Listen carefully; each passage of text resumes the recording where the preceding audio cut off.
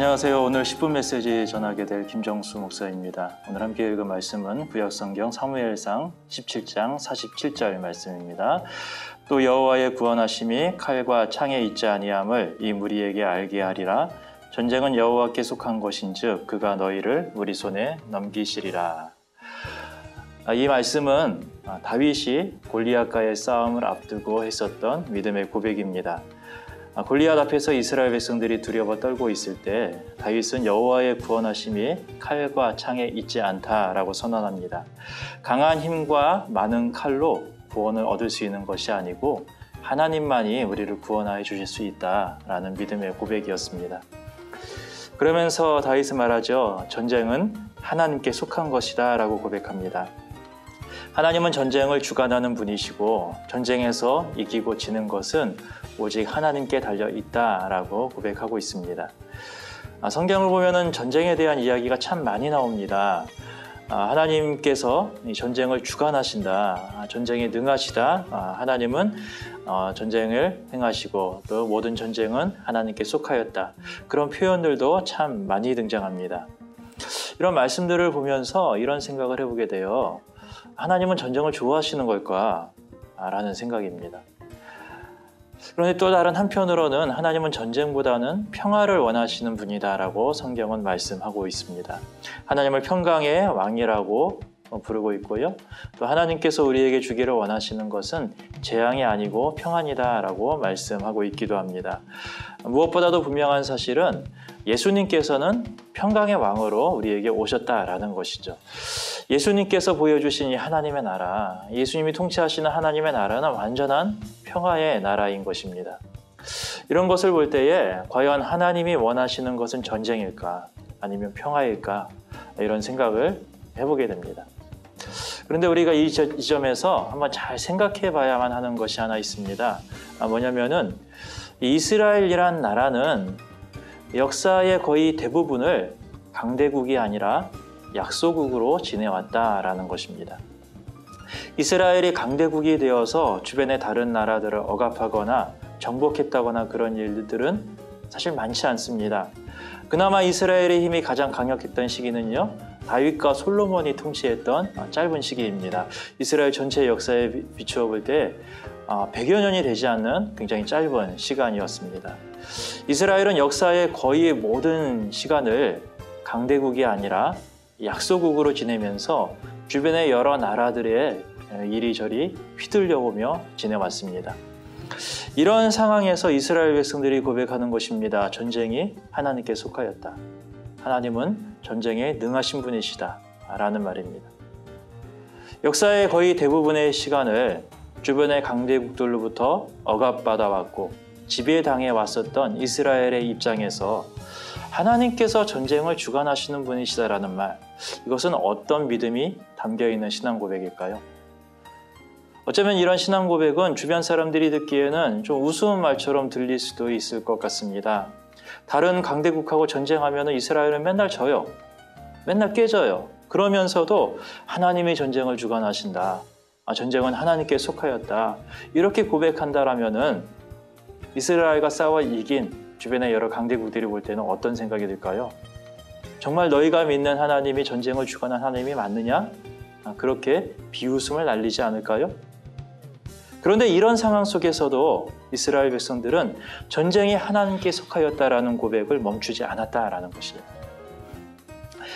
이 고백은 하나님이 어떤 분이신지를 분명하게 드러내주는 믿음의 고백입니다. 그것은 우리 하나님은 약하고 힘이 없는 자와 함께 하시는 하나님이시다라는 고백입니다. 전쟁이 여호와께 속하였다라는 말은요, 결코 하나님께서 전쟁을 즐겨 하신다라거나 하나님께서 전쟁을 좋아하신다라는 그런 의미가 될 수가 없습니다. 전쟁이 여호와께 속하였다라는 말은 이처럼 힘이 없고 연약한 우리들, 그래서 주변의 다른 나라들하고 전쟁하기만 하면 맨날 지고 고통당하는 우리들, 이렇게 연약한 우리들을 하나님께서 도와주신다. 하나님께서 이렇게 연약하고 보잘것없는 우리들에게 함께하고 계신다라는 믿음의 고백인 것입니다. 그래서 언젠가 이 하나님이 이 모든 억압과 모든 속박의 사슬을 끊어내고 마침내 우리에게 참된 자유와 해방의 구원을 안겨주실 것이다. 그런 믿음이 담겨있는 신앙 고백이라고 할 수가 있습니다. 우리 하나님은 결코 전쟁을 즐겨하시는 분, 전쟁을 원하시는 분이 아니십니다. 오히려 하나님은 힘이 없기 때문에 전쟁만 하면 맨날 지는 그 연약한 이스라엘, 그들을 도우시는 하나님이시고 그 연약하고 힘없는 이스라엘까지도 아무런 걱정 없이 평안하게 살 수 있도록 참된 평화를 주길 원하시는 하나님이신 것입니다. 그렇기 때문에 전쟁이라는 것은요, 결코 하나님을 섬기는 그리스도인의 선택지가 될 수가 없습니다. 우리 하나님은 평강의 하나님이시고 평강의 하나님을 섬기는 우리들은 결코 전쟁을 선택할 수 없습니다. 전쟁을 지지할 수도 없습니다. 우리들은 평강을 위해서 부름받은 하나님의 백성이기 때문입니다. 오늘 본문에서 다윗이 고백했던 것과 똑같은 고백이 역대하 20장에 한 번 더 등장합니다. 역대하 20장에서는 유다의 여호사밧 왕 때에 있었던 일을 보여줍니다. 이 유다 주변에 여러 이방 나라들이 힘을 모아서 유다를 침공한 적이 있었습니다. 그 당시에 여호사밧 왕은 이 적군을 맞아 싸울 수 있는 아무런 힘도 없었습니다. 그래서 여호사밧 왕은 이 적군 앞에서 하나님께 기도하기 시작합니다. 하나님께 간절히 기도하면서 제발 우리를 도와주십시오. 우리는 이들과 맞서 싸울 힘이 아무것도 없습니다. 그렇게 고백했을 때에 하나님이 주시는 응답의 말씀이 역대하 20장 15절 말씀인데요. 이렇게 말씀합니다. 여호와께서 이같이 너희에게 말씀하시기를 너희는 이 큰 무리로 말미암아 두려워하거나 놀라지 말라. 이 전쟁은 너희에게 속한 것이 아니요 하나님께 속한 것이니라 라고 말씀합니다. 이 말씀에서도 다윗이 했던 것과 똑같이 전쟁이 하나님께 속하였다라고 고백하고 있습니다. 전쟁이 하나님께 속하였다라고 고백하는 다윗의 처지나 이 여호사밧 왕의 처지나 둘이 똑같습니다. 둘 다 누구보다도 약한 사람입니다. 가장 힘이 없는 사람들입니다. 골리앗 앞에서 다윗은 누가 보더라도 약자였죠. 적군들이 연합하여서 이스라엘 유다를 공격할 때에 여호사밧은 그들과 맞서 싸울 아무런 힘도 없었습니다. 전쟁이 여호와께 속하였다라는 고백은 바로 이럴 때 쓰는 말입니다. 힘세고 강한 사람들이 하는 말이 아니고 약하고 힘이 없는 사람들이 하는 말, 그것이 전쟁이 하나님께 속하였다라는 믿음의 고백입니다. 이 믿음의 고백을 올려드렸던 이 다윗과 여호사밧은 어떻게 됐을까요? 우리가 잘 알고 있는 것처럼 다윗은 물맷돌 하나로 골리앗을 무너뜨리고 승리했습니다. 그리고 여호사밧 역시 하나님의 말씀을 의지해서 적군과 맞서기 위해 나갑니다. 그런데 군대를 조직해서 나간 것이 아니고 하나님을 높여드리는 찬양대를 조직해서 나갑니다.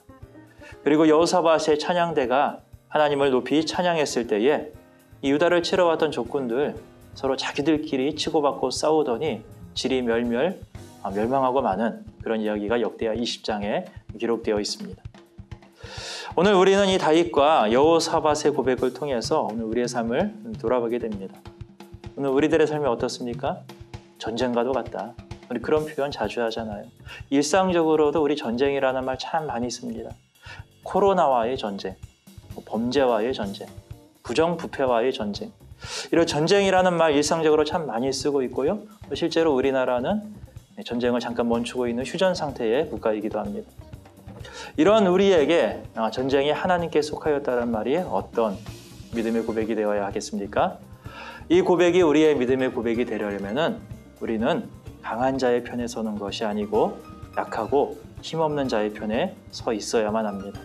그래야지만 나의 힘으로 구원을 얻었다 그렇게 말하는 것이 아니고 하나님께서 우리에게 구원을 주셨다 그렇게 감사의 고백을 올려드릴 수가 있는 것입니다.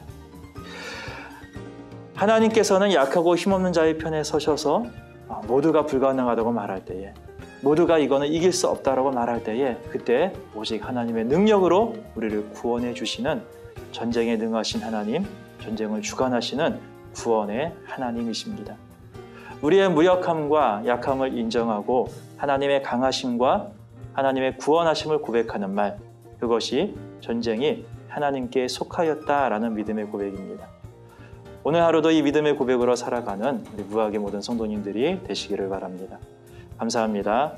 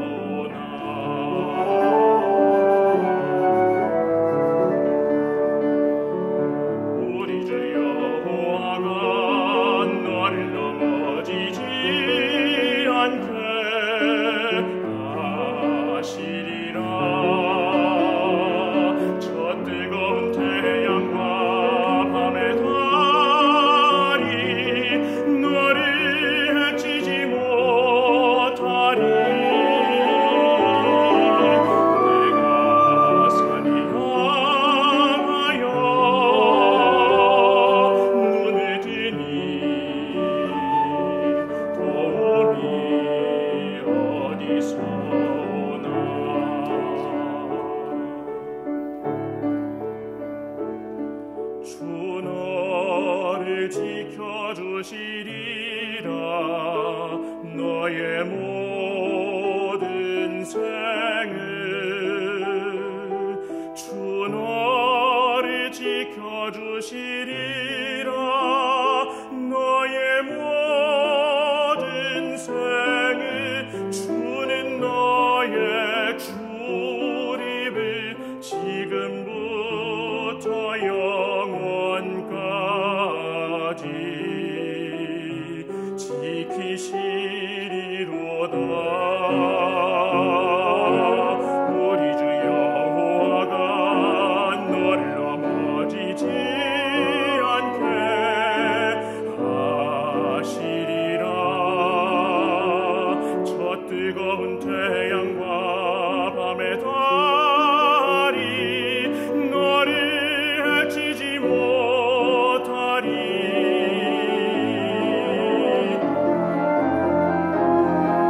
내가 산을 향하여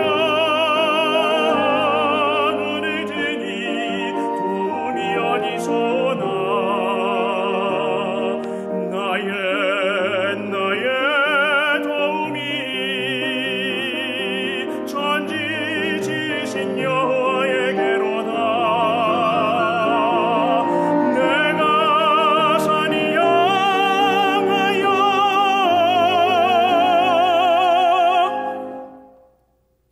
눈을 드니 도움이 여호와에게로다.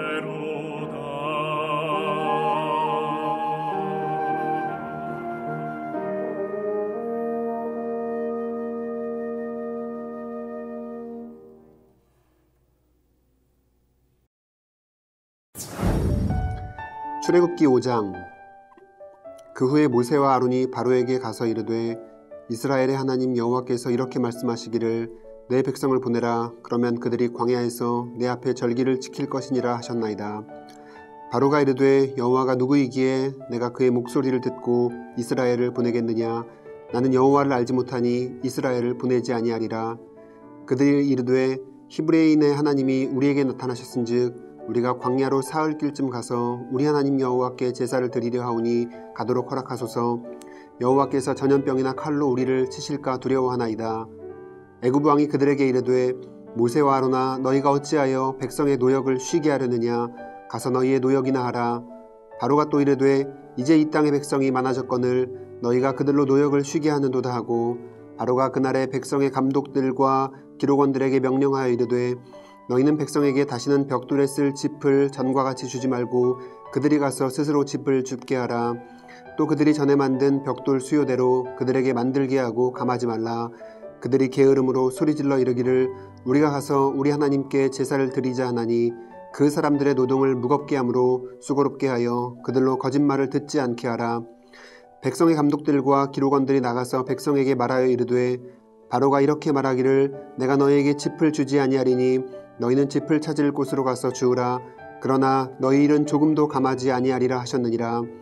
백성이 애굽 온 땅에 흩어져 곡초 그루터기를 거두어다가 짚을 대신하니 감독들이 그들을 독촉하여 이르되 너희는 짚이 있을 때와 같이 그날의 일을 그날에 마치라 하며 바로의 감독들이 자기들이 세운 바 이스라엘 자손의 기록원들을 때리며 이르되 너희가 어찌하여 어제와 오늘에 만드는 벽돌의 수요를 전과 같이 채우지 아니하였느냐 하니라. 이스라엘 자손의 기록원들이 가서 바로에게 호소하여 이르되 왕은 어찌하여 당신의 종들에게 이같이 하시나이까. 당신의 종들에게 짚을 주지 아니하고 그들이 우리에게 벽돌을 만들라 하나이다. 당신의 종들이 매를 맞사오니 이는 당신의 백성의 죄니이다. 바로가 이르되 너희가 게으르다 게으르다. 그러므로 너희가 이같이 이르기를 우리가 가서 여호와께 제사를 드리자 하는도다. 이제 가서 일하라. 짚은 너희에게 주지 않을지라도 벽돌은 너희가 수량대로 바칠지니라.